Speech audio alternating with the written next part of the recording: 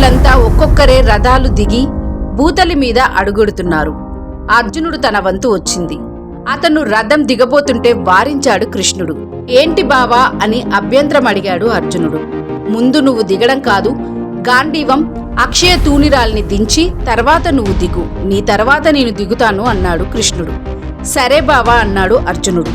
అక్షయ తూణిరాల్ని గాంధీవాన్ని దించి తర్వాతనే అర్జునుడు దిగాడు. ఆలస్యం దేనికి, నువ్వు దిగుబావా అన్నాడు అర్జునుడు. దిగుతున్నా అని పగ్గాలు ఒక్కొక్కటే మడిచి జాగ్రత్తగా పక్క నుంచి ఒక్కసారిగా కిందకు దూకాడు కృష్ణుడు. కృష్ణుడు అలా కిందికి దూకిన మరుక్షణం జెండా మీది హనుమంతుడితో పాటు భూతగణం అంతా తొలగి అదృశ్యమైంది. వారు అదృశ్యం అవ్వడమే ఆలస్యం. రథం భగ్గున మండిపోయింది. గుర్రాలతో పాటు రథం దగ్ధమవుతుంటే అర్జునునికి ఏదీ అంతు చిక్కలేదు. ఆశ్చర్యంగా చూస్తూ నిల్చున్నాడు. ధర్మరాజాదులు కూడా అలాగే ఆశ్చర్యపోయి చూడసాగారు. శ్రీకృష్ణుని నమస్కరిస్తూ అర్జునుడు ఇలా అడిగాడు.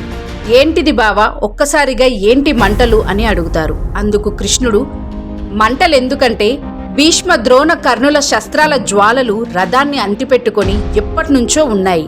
వాటిని అదిమి పెడుతూ ఇన్నాళ్ళు నేను కాపాడుకుంటూ వచ్చాను. యుద్ధం ముగిసింది. ఇక ఆ మహాగ్ని జ్వాలలను ఆపడం సమంజసం కాదు, అందుకే వదిలేశాను అని నవ్వాడు కృష్ణుడు.